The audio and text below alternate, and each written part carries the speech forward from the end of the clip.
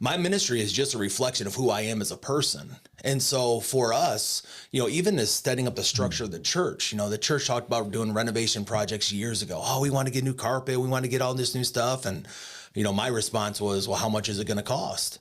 Mm-hmm. And we came up, it was like $15,000. And I said, if we're going to spend $15,000 just so we don't have pink carpet anymore.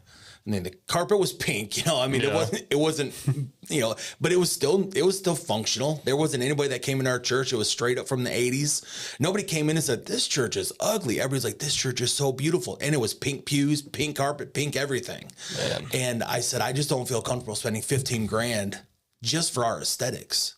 I said, but if you want to spend $15,000, then you need to spend $15,000 in the community. Mm-hmm. And so after COVID, when we gave $25,000 out, they said, well, we need to get new carpet, and our pews were falling apart, so we need to get new chairs. So it ended up being about a $16,000 project. And I said, well, it's okay, because we just gave away $25,000, so we can spend some money on ourselves. So I've just made it a mission of like 50% of our stuff's going to go in our community. So like if you live in Spurgeon and you don't have water, you're going to have water because our church is going to pay for it. If you don't have electricity, our church is going to pay for your electricity. You see, that's so interesting, because so many churches, their model of doing business, I guess you can say finances, if you will, is we'll give to the community once we have our stuff figured out. Sure. To many people, carpet is more than aesthetic. Yeah. I agree with you, it's aesthetic, but to many people, it's more than that. Yeah. But we have to get this done. We have to have this done. The parking lot's got to be repaved. Yeah. All this has to be done before we can give out to the community. Yeah. And so you think that they're actually hurting themselves by doing that because they're not able to do the ministry that God is actually blessing them that they can be able to do. But let me ask this then.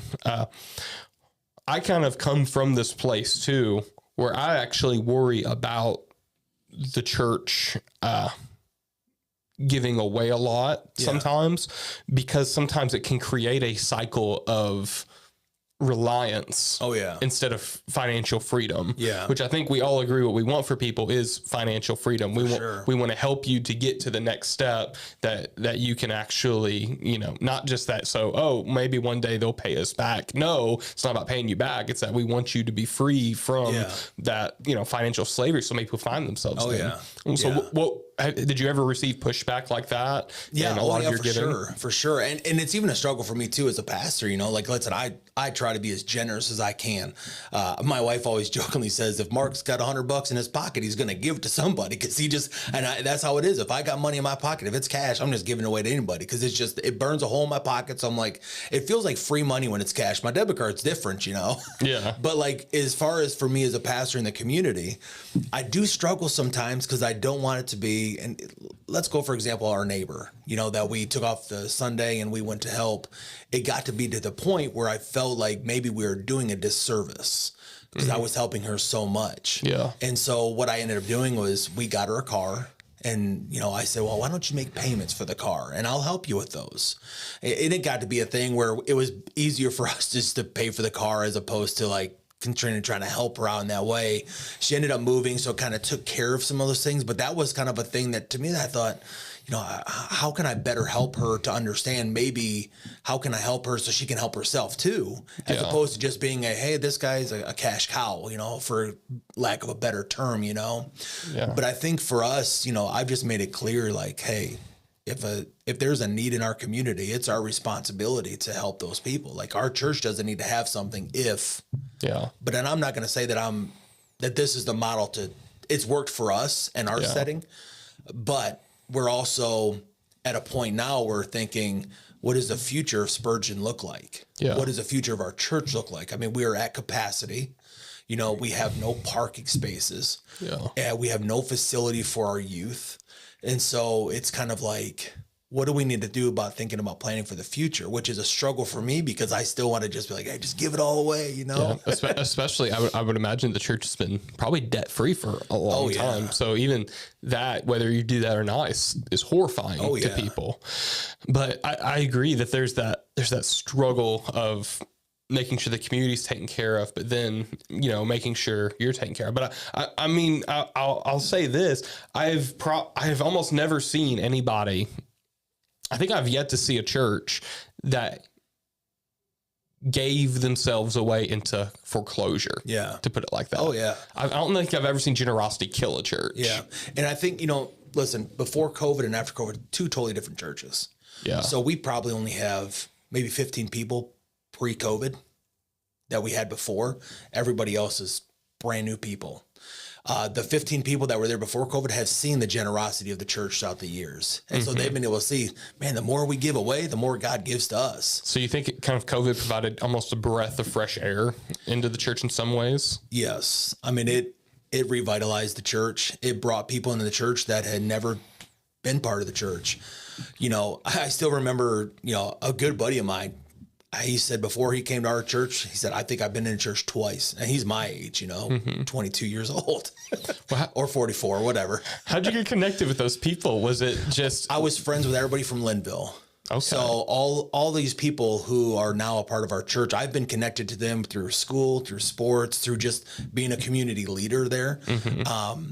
That just decided, hey, through COVID, hey, we'll during COVID, everybody was watching churches online, and then some people just decided, hey, we'll try this out and we'll show up. And so these people just started showing up, and it was amazing that when we kind of had a church split during COVID. And I remember thinking, oh, what are we going to do? And that week that the people left was the same week 4 new families showed up, and it's just been a constant thing since then, Wow. And so I think it was really, I had another pastor friend of mine say, maybe God was waiting that he could trust you with the church, and so, it may have taken 18 years for God to finally say, okay, Mark, I can trust you with bringing these people in. But, you mentioned something a little bit earlier about like the weight that you might feel from kind of the new growth.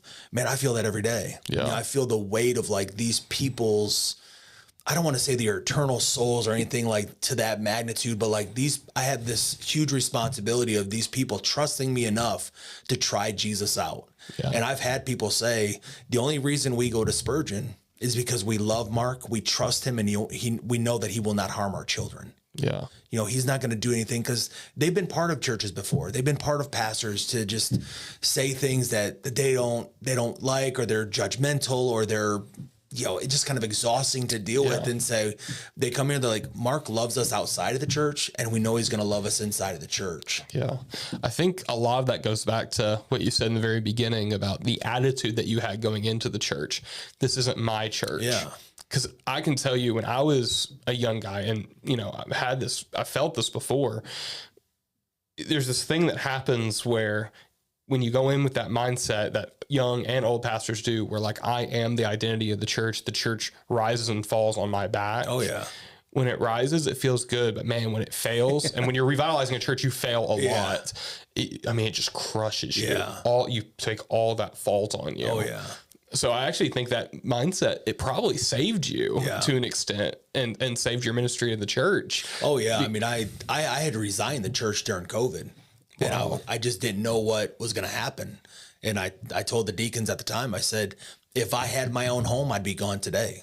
But the thought of my family being homeless right now is concerning, and they both said, you stay in the parsonage as long as you need. If you want to be done this week, you can be done this week. We love you. We are so grateful for the 18 years you've given to us. But if it takes you 2 years to find a home, you can live in our parsonage. And I said, that's nice to say until you hire another pastor who needs a place to live. Yeah. What that conversation look like then in the process of stepping back from that? Stepping back from that was an awareness that if I left, there would have been some shifts being made that I thought everything that I worked for 18 years, the love that I poured into that church was going to be negated. And I had a conversation with she was the pillar of our church. She just passed away last month. And, we sat in her living room. Her husband was my lead deacon, and we cried together. And they were surrogate parents to me. I live 500 miles away from my family. So these people had been raising me since I was 22 years old, and we had been through so much together. And she looked at me and she said, our church has started over with 5 people before. And if it's the right 5 people, I said, we start over again. And I sat on that for that whole week. And I stood up at the church that Sunday, and I was very transparent with the church throughout this whole season, you know, and I stood up and I said, I want you to know that I resigned the church last week. And I told the deacons I was done, but I'm here to tell you, I'm going to see the church through this next season, you know, and I want to see what God is going to do with this place. As a result of me staying, we did have some families leave. There was just some disagreements on things, and it was scary because they were really the leaders of the church, and so it went from like us having this is our core to our core leaving, and wondering what is the church going to look like. Yeah. Like I said, that next week, boom, boom, boom. It's been a constant. It was like God blessed people leaving, and then He has just blessed people coming. Wow. Yeah. How do you rebuild leadership after a season like that? So that's where we are right now. So that's been kind of the biggest struggle, because it would be one thing if, you know, if it was a lot of transfer growth and you've got people who have been established Christians for so many years and they're kind of used to navigating these things. But we have a church full of people who are still, we have a large number that are searching still. So we are just now, after this process of saying, okay, we need to get ourselves a couple more deacons. We need to kind of figure out who's going to be leading our teams and who's going to be doing this and that and the other thing. So that's what we are actually doing right now. And I'm in the talks of talking to a couple of people about, hey, do you want to take on some leadership positions here? So I see in the near future, we'll have a couple more deacons coming on, just because the church has grown so much that, you know, we went from a church of 30 people to now we're at 170 people every week, but we have 250 people that consider that their church. So on Easter, we had 250 people and only had 7 people that were first time visitors. And so, you know, our church is it's a young church, a lot of people with young kids that are in athletics. So there's this 100 that fluctuates every other week, you know? So it's been, I don't want to say a blessing that it's kind of been a constant like that, but I mean, there'll be weeks you have 190 and it's like, we can't set everybody. Yeah.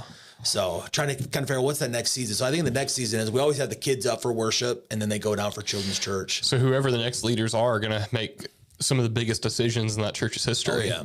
I mean, our deacon because now we only have one deacon, and he had told me, I've been looking for property, you know, try to figure out what are we going to do with the future of this church? He said, and he's 75 years old, and he said, but that's not my decision to make. You know, I can't make that decision for the younger generation in the church. And I've got so many other people in the church saying like, hey, there's this church that's available for sale. There's this. So like everybody's thinking about it, because it's a reality. When you come into the church, you're like, where are we going to put other people? Yeah. And we probably have 25 people who consider that their church that are not comfortable coming because it's so full. Yeah. And that's a thing I've actually heard about from other churches, even here in Evansville, is that, we can't get a spot. And I've heard this from people too. Some churches do overflow rooms. Yeah. Where like, hey, you come to this room. It's like a mini sanctuary and it's on a screen. And guys tell me, and I just think I can't disagree with them when they say, if I was going to watch it on a screen, why would I even come? Yeah. You know, because I'm like, I have a hard time disagreeing with you on that. Yeah. But obviously we say like, okay, the importance of the church is not just the hearing of the sermon, the songs, it's the being a part of that community. Yeah. So you want people to be there, you know, if they're starting out, whatever, watch online, but we want you to be there in person if you can.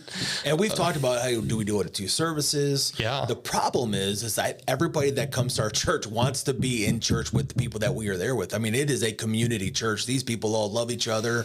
And so, I mean, we even have a sign that when you leave our church says, God loves misfit weirdos. Because that's what we say about our church folk. Because we're just a group of misfits that God has brought together, you know, and it's such a beautiful thing.